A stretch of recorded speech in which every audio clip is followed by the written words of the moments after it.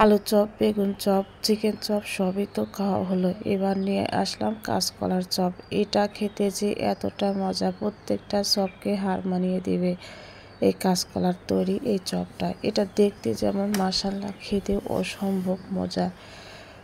তো আমি মনে করি যে একবার যদি বানিয়ে খান তবেই বুঝতে পারবেন যে এটা খেতে কতটা মজা। তো দেখতে পাচ্ছেন এখানে আমি কাঁচকলা নিয়েছি 3টা। আমি কিন্তু সিদ্ধ করে নিয়েছি। তো খোসাগুলো আমি ছাড়িয়ে নিচ্ছি। তো খোসাগুলো ছাড়িয়ে নেওয়ার পর আমি এখন এই কাঁচকলাটা একটু ম্যাশ করে নিব। দেখতেই পাচ্ছেন এটা কিন্তু একটু একটু গরম আছে, তো এর জন্যই আমি এটা দিয়ে একটু ম্যাশ করে নিচ্ছি।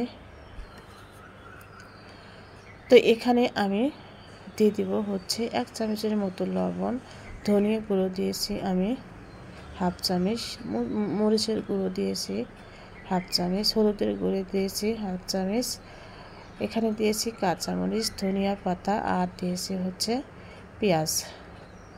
পেঁয়াজটা পরিমাণে একটু বেশি দিবেন, তাহলে খেতে বেশি মজা হয়। আর এখানে আমি দিয়ে দিলাম হচ্ছে একটা ডিম। তো ডিমটা দিয়ে দেওয়ার পরে এই সবগুলোই কিন্তু আমি ভালো করে আবারও মিশিয়ে নিচ্ছি। এখানে আমি দিয়ে দিলাম হচ্ছে হাফ কাপের মতো বেসন।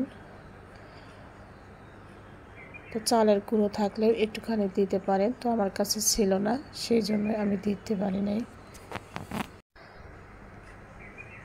তো মাখিয়ে নেওয়ার পরে আমি প্যানের মধ্যে দিয়ে দিলাম হচ্ছে পরিমাণ মতো তেল।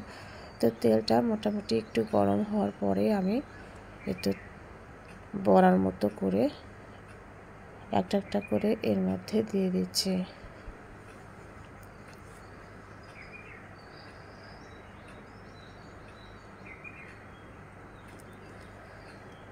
এটা যদি একবার বানিয়ে খান তাহলেই বুঝতে পারবেন যে এটা খেতে কতটা মজা। এই তো আমি উল্টে পাল্টে দিচ্ছি সবগুলো।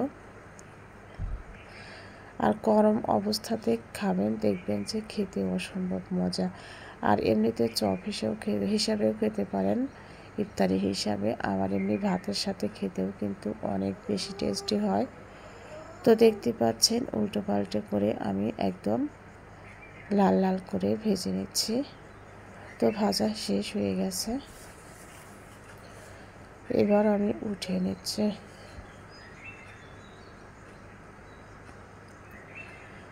তো বাকিগুলো আমি এর মধ্যে দিয়ে দিব।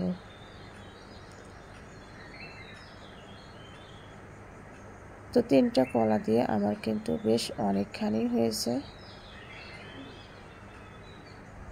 তো দেখতে পাচ্ছেন কতটা সুন্দর আর লোভনীয় লাগছে, তাই না? আমি বলবো যে একবার হলেও এই রেসিপিটা ট্রাই করবেন, তাহলেই বুঝতে পারবেন যে খেতে কতটা মজা। তো রেসিপিটা ভালো লাগলে লাইক কমেন্ট করবেন। ধন্যবাদ সবাইকে।